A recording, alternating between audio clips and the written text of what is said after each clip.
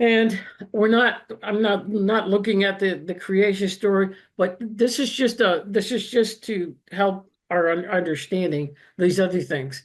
Okay, we have Genesis chapter 1. Okay, that's the first creation story. And so just to understand that, that's the spiritual creation story. That's God creating male and female, uh, as we know it, and that's where we are all made in the image and likeness of God. So it is a quote metaphysical approach, and it's considered a spiritual revelation. All right. But now, when we get to chapter 2 and 3, okay, that's the Adam and Eve story. And it, okay, it is basically a commentary, okay, and it's a story.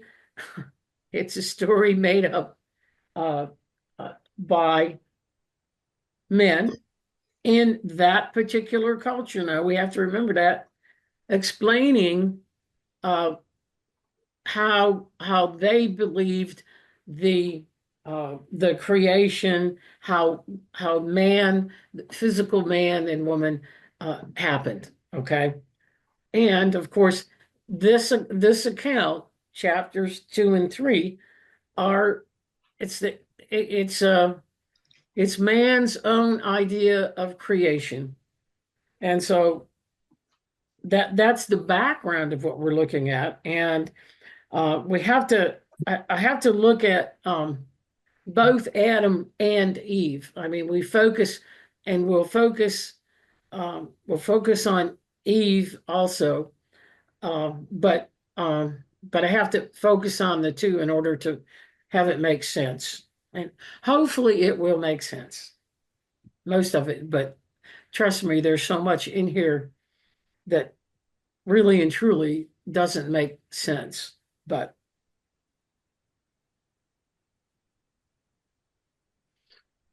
all right. And so here's the we must understand the Garden of Eden story is a parable, okay? A tale. And so it should not be understood as a historical account. It cannot be taken literally.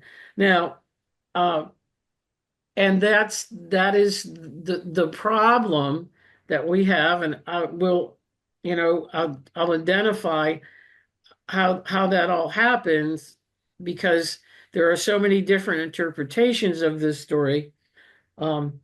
Different religions um, uh, take it differently, but mostly it's taken literally. Now, the other thing about it is that um, remember this in the Bible. Remember, the first books of the Bible is the Torah, the Old Testament, the first 5 books, and of which Genesis is one. And so the purpose of Genesis, um, to the to Judaism religion, is to establish their ancestry, even though the story here is it's technically a myth, um, but it's viewed like a parable in order for it to make sense. But that's Judaism. Okay, we don't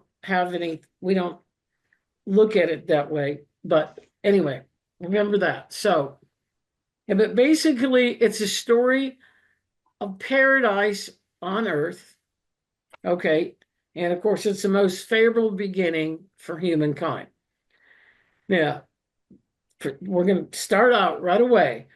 Okay, God did not create a tree and say, do not touch it.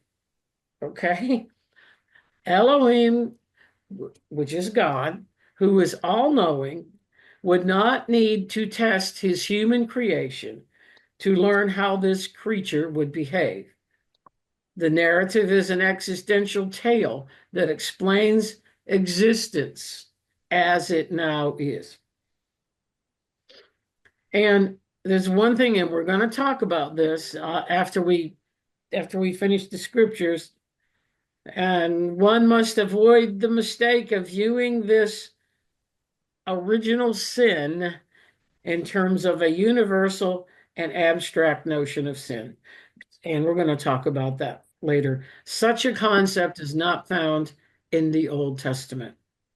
And of course, what we're looking at is this notion. We're looking, we'll, like I say, we'll explain it, but it has become Christian doctrine and part of Christian beliefs. Okay, so that's the background. Okay. Now, George, would you like to do the honors? Absolutely. And the Lord God formed Adam out of the soil of the earth and breathed into his nostrils and breath of life, and man became a living being. And the Lord God planted a garden eastward in Eden, and there he put the man who he had formed. All right. So some of this, I put some of these details in here, which some of you may know and may not, but I put them in here. Okay, Adam. Okay, the word Adam signifies red soil, pointing to the idea that a human is related to the earth. The root of the word means red, bloody, ruddy, or ruby. The word for the soil or ground in Hebrew is Adamah. This implies that Adam was of the red earth, ground, or soil, an earthling. Okay. Uh, very simply, an earthling. All right. And I don't have a note here, but, and remember, this is a parable. Okay. So, um, and this is taken literally, oh, so much. But a parable, as we know, can relate to the physical things in that particular culture. Um,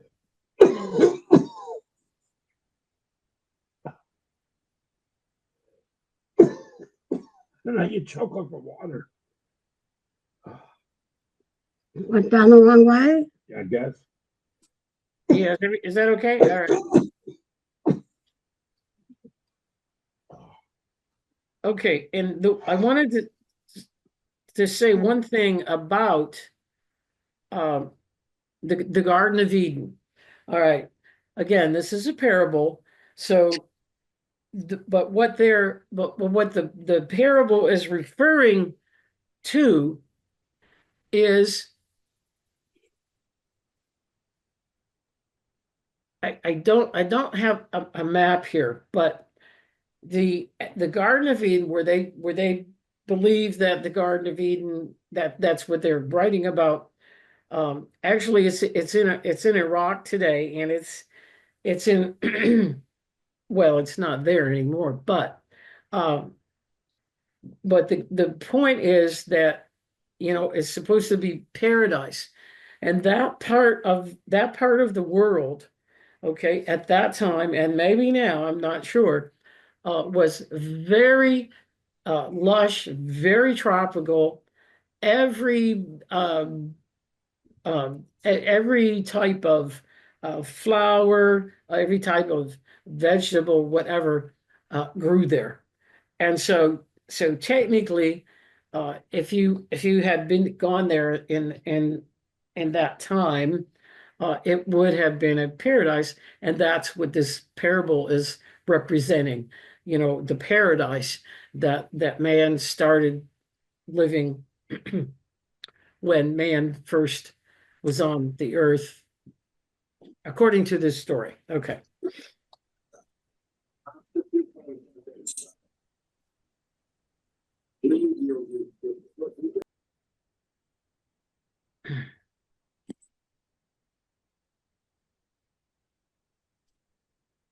All right, wait a minute.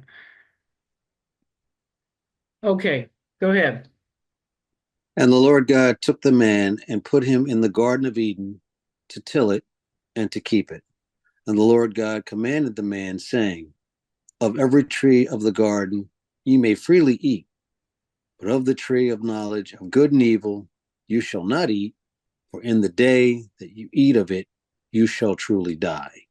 All right, the one thing you have to remember here is that God is commanding and making this uh, command to Adam directly. Okay.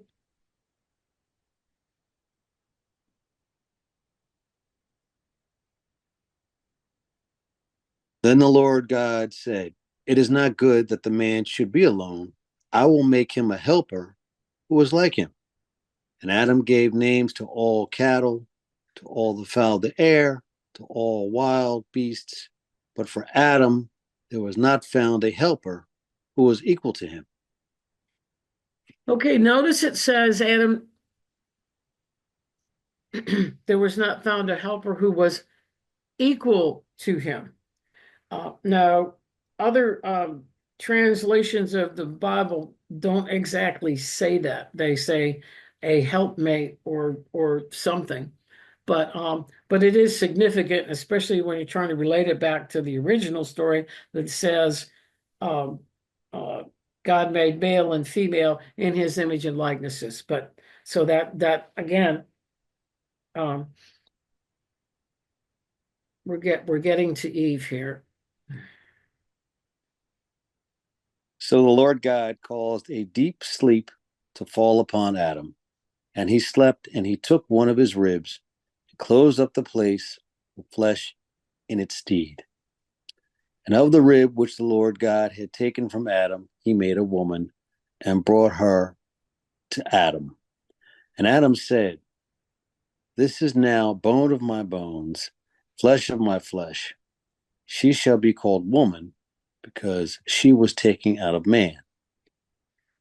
Okay, guys. Now, this, remember, and honest to God, most of the world doesn't know this. Most, okay, because this is a parable. This is a story. Okay, it didn't happen. I mean, God didn't come down with his surgical knife and all of that. No, it didn't happen. Okay, and so before we move on, and I'll to clarify something. Okay, it says bone of my bones and flesh of my flesh. Well, in Aramaic, that phrase means we are identical. Okay, and so now we have a dilemma because seemingly, according to this story, um, uh, women women have more ribs than men, according to this story. But it's just a story. Okay, so um, so to be clear, all right, men and women have exactly the same number of ribs. As we said before, we're identical physically, except for the the childbearing stuff and whatnot. But just that's clear, loud and clear. Men and women have the exact same number of ribs, and it's just a story. Okay. Now, actually, the term rib metaphorically means support, helper, one who sustains another. And so the woman was created as a helpmate or as an assistant, seemingly. Therefore, she is man's rib because man leans on her just as the human body is supported by ribs. I really kind of like this, okay? Uh, because in my mind, that means Adam couldn't get along without her. But of course, we'll see. All right. And again, all of these notions confirm and affirm Near Eastern culture.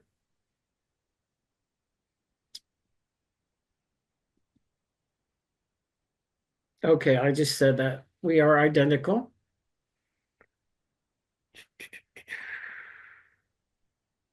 All right, now we're moving on here to the good parts. Now the serpent was more subtle than all the wild beasts that the Lord God had made. And the serpent said to the woman, truly has God said that you shall not eat of any tree of the garden. And the woman said to the serpent, we may eat of the fruit of all the trees of the garden. But of the fruit of the tree which is in the midst of the garden, God has said, you shall not eat of it, neither shall you touch it, lest you die. And the serpent said to the woman, you shall not surely die, for God knows that in the day you eat of it, your eyes shall be opened, and you shall be like gods, knowing good and evil. Okay.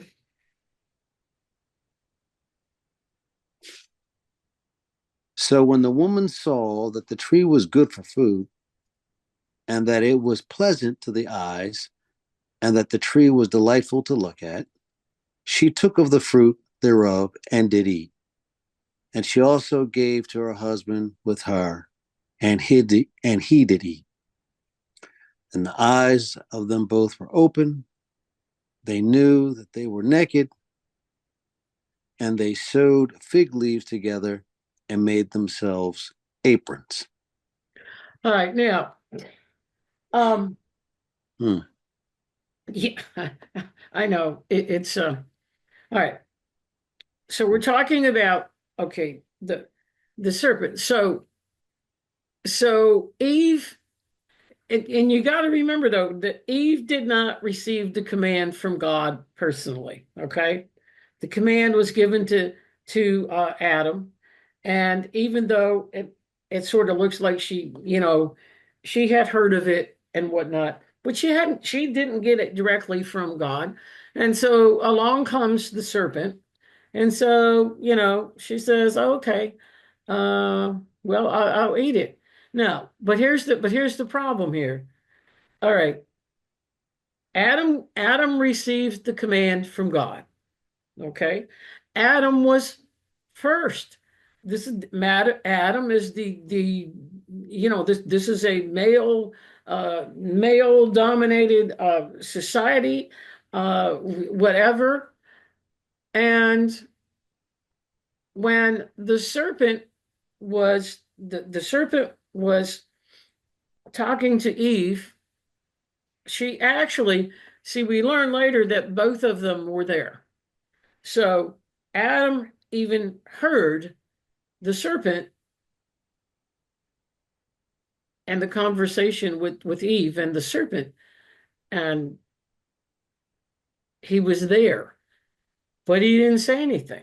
Okay, he didn't. He saw it, and so she also gave to her husband with her, and he ate. So I don't, I have problems. So what's wrong with this man? That he got a commandment from God and he didn't obey it. Well, as you probably know, or will, um, uh, it's because Eve tempted him, and so Eve is vilified in more ways than one, and we'll talk about that from now to our eternity. Okay, and the idea, the thing here, and that says that they knew they were naked. Okay, again, this is the culture, and even to this day, nakedness is a real no in Judaism and in Islam, and so. that's where it comes from. All right. And they sewed fig leaves together. All right.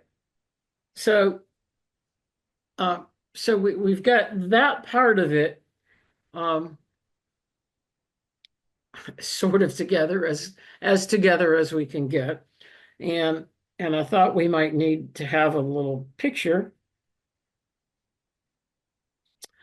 Um, and again, we're going to talk more about the different religions in this, but this happens to be a painting. It came from um, it's Islamic art, so to speak, and I just liked the picture, and so this is Eve and Adam, um, holding hands, leaving the garden. Okay. And anyway, I just thought we had to have a picture. So, and here comes some more unbelievable things. And they had heard the voice of the Lord God walking in the garden in the cool of the day. And Adam and his wife hid themselves from the presence of the Lord God among the trees of the garden. And the Lord God called to Adam and said to him, "Where are you, Adam?" And he said, "I heard that voice in the garden, and when I saw that I was naked, I hid myself." And the Lord God said to him, "Who told you that you were naked? Have you eaten of the tree of which I commanded you that you should not eat?" And Adam said, "The woman whom thou gave it to me, she gave me of the fruit of the tree, and I did eat." And the Lord God said to the woman, "What is this that you have done?" And the woman said, "The serpent beguiled me, and I did eat." Okay. Mm. I have to look at some of these things humorously because if I don't, I get really frustrated.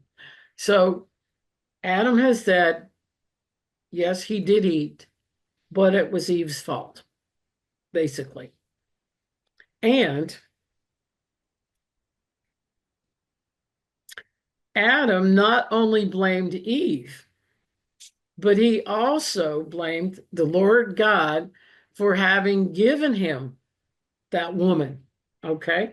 That's really, really cool. So the woman is to be blamed for the transgression. But in the ancient Near East, Eastern mindset, women were blamed for everything. And I think, see, since we've been doing women, that really holds true. The women were always blamed over the men who dominated the women and the children. It makes no sense to me. Okay. And of course, Eve blamed the serpent, and that's true. But but Eve didn't have the direct command from God. Okay. And the Lord God said to the serpent, "Because you have done this thing, I cursed you above all cattle and above all beasts of the field, and on your belly you shall go, and dust shall you eat all the days of your life. And I will put an enmity between you and the woman, and between your posterity and her posterity. Her posterity shall tread your head underfoot, and you shall strike him in his heel." Okay. Um, well, yeah, we'll go ahead and read the rest of this. Then there's some comments about all of this. Okay. To the woman he said, "I will greatly multiply your pain and your conception. In pain you shall bring forth children, and you shall be dependent on your husband, and he shall rule over you."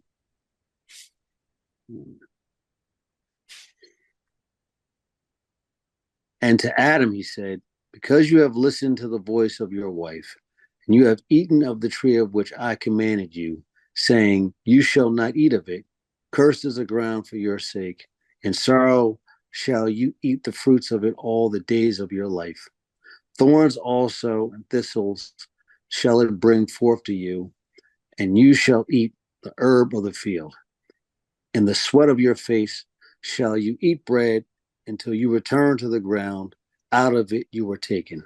For dust you are, and to dust shall return. So Adam called his wife's name Eve because she was the mother of all living. Okay, now there's something here that we need to understand. Okay, we just read about these curses, okay, uh, punishment, and it's verses 14 through 19.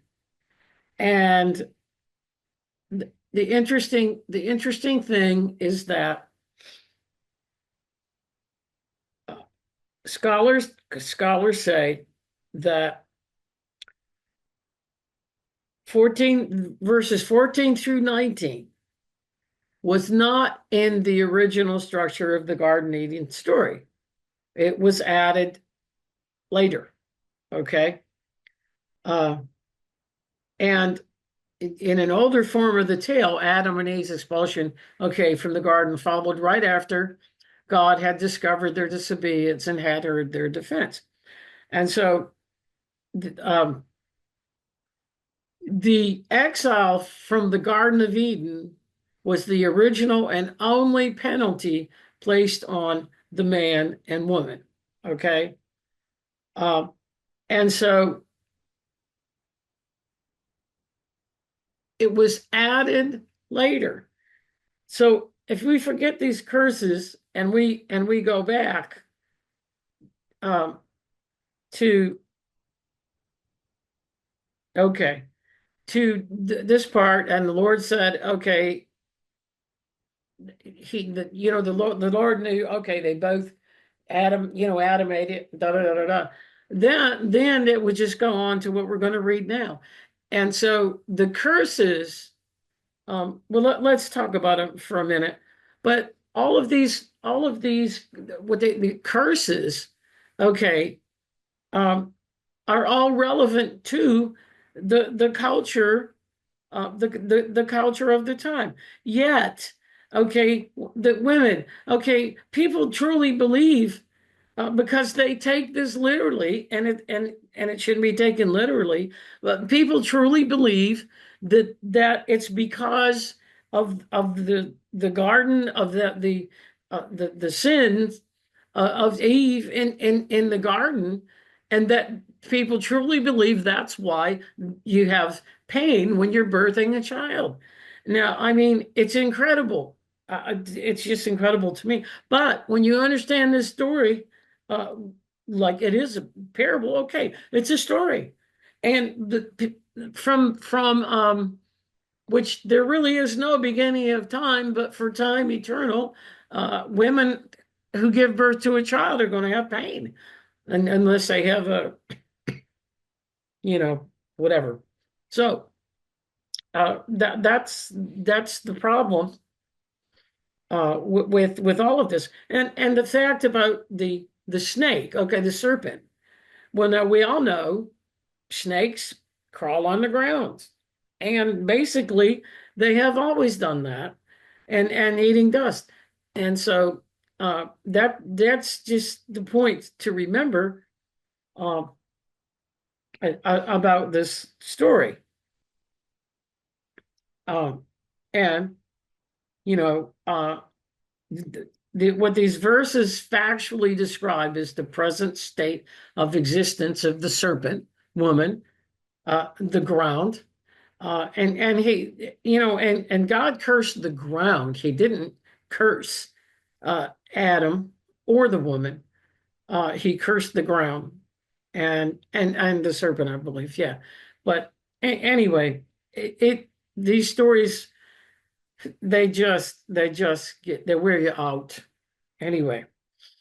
Now, so what the problem is with these with well, and I guess I shouldn't say problem. Okay, I'm sorry I said problem.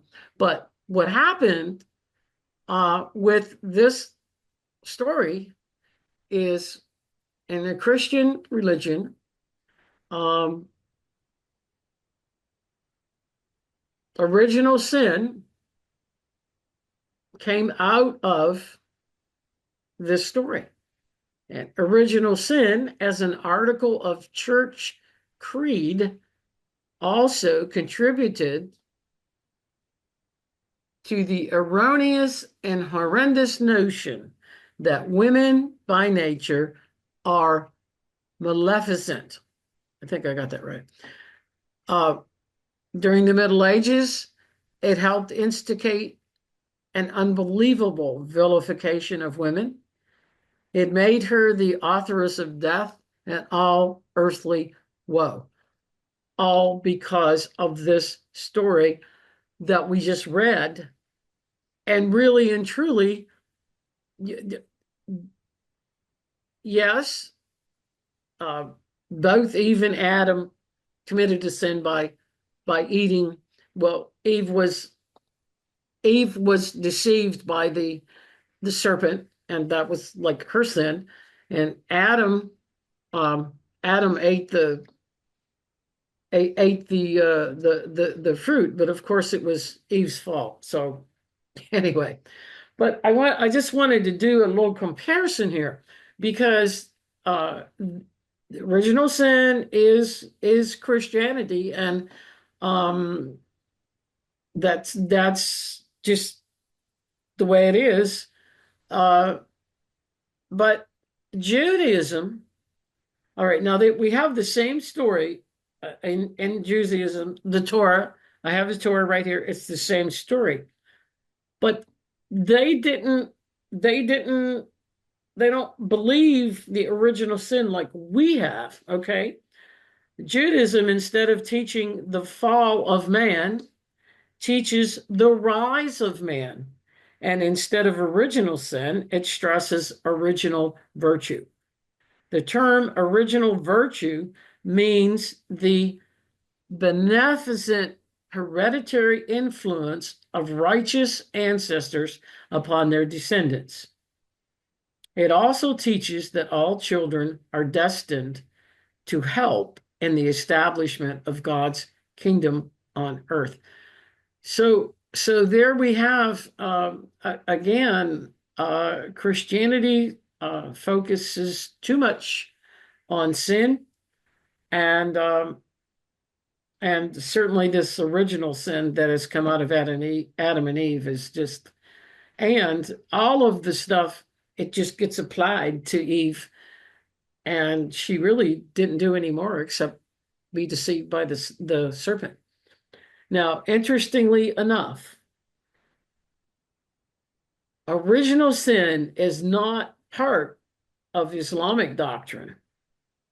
Okay, in Islam, humans are born without sin and with a desire to please God. Muslims believe that humans have free will, which can sometimes lead them astray, but that God is always willing to forgive. Okay, now, just to kind of go over this, because all right, the original sin, the Christian doctrine of original sin states that all humans are born into a state of sinfulness because of the sin of Adam. I mean, the original sin in and of itself is one thing, but the fact that they extended it to all humans, all right, and that's why we, original sin. That's why we have all of this. We're born into sin. A baby, an innocent little baby that comes out, is under sin, is considered to be under sin and has to be cleansed of their sins. And the idea of a baby, I think they did away with it now, but in the Catholic Church, babies who died before they were baptized went to some place called limbo because of this sin. And it just, it just makes me crazy. But in Islam, the story of Adam and Eve is seen as a demonstration of God's capacity for forgiveness. It's so much different. According to the story, Adam and Eve disobeyed God. Yeah, okay. Repented and asked for forgiveness, which God granted. They were sent to live on earth as a consequence of their actions, but their relationship with God remained unchanged. And even Judaism, okay, I mean, we got our sin stuff from Judaism, but Judaism rejects the idea of original sin, which is the belief that humans are born tainted by sin and are inherently sinful. Instead, Judaism teaches that humans are born pure and innocent with the ability to choose between good and evil through free will. So um, that's just some of the story. All right. And now I just made a few notes here because it's if you Google all these things about Eve, and it's all part of Christian belief and doctrine, but it is representative of everything that we've again everything we've learned talking about women in the Bible. It's this male dominance in the Bible, and it was the culture of the time. So you have to understand the stories based on the idea that there's male dominance in the Bible. So, Adam sinned, and but it was Eve's fault, okay? And Eve, she sinned. Well, yeah, but her sin was she was deceived by the serpent. And then, but you see, it gets all carried away, and so she became a temptress, and she didn't tempt Adam. He ate it. Now, if he were the male, the dominant male, and whatnot, he certainly would have said to Eve, and he was there when the serpent was that no, we can't do that, but no, he did it anyway. So these stories, just don't make any sense. Uh, and of course, we had the thing about the rib, and many people even today believe that women have fewer ribs than men, and whatnot. And that was just signaling inferiority, that the woman was inferior to man. Now, there are some other things, and I didn't get to list them here, but and don't ask me for sure where they come from, but they talk about Eve and lust. Okay, lust for men, lust, and it is just on and on. What people, and this isn't coming. This is coming from mostly preachers. Some forms of the religion, and so anyway, in defense of Eve, it's just once again. Now there are some that say, okay, Eve, yes, maybe she was deceived by the serpent, but there is some defense of her, very little. But anyway, I hope that kind of gives you part of the story. Like I say, these stories in here are just, and I think,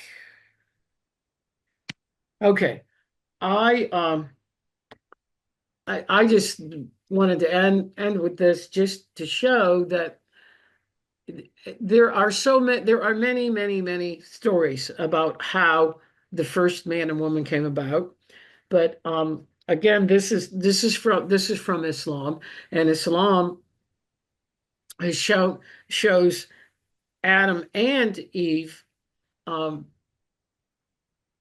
being coming out of the garden there, being coming out of the garden, and their interpretation of serpent of course, is not snake. You see that it's a, it's a different kind of thing. And so that's just to say that there's so many stories, so many different stories that, I wouldn't worry about reading the Adam and Eve stories. Um, it it it might mess up your head like it kind of did mine. So, um, okay, now I don't even have a question. Oh, yes, I do. Not a question, but if we take out all the stuff, we take out the curses and just okay, um, just do um the the sin, the disobedience of God and whatnot, and the fact that they didn't follow God's command, but they followed the serpent, basically. And so the story could very simply come down to every human being is faced with either following the inner spiritual guidance or following the outward appearances of things. And so after we went through all the other stuff, because that's what you needed to know, that's where it came from. But very simply, it was a matter of Adam and Eve were in paradise. They had it, everything. They were luxurious in everything, but they just made a wrong decision when the serpent circus and said, "Hey, these things are good." Da da da da da. So very simply, it could come down to this, um, and it could. It doesn't in most instances, but so that is it. And I really, whatever comments you have, I really appreciate it. I couldn't even think of a question or whatever. So, thank you for your contributions.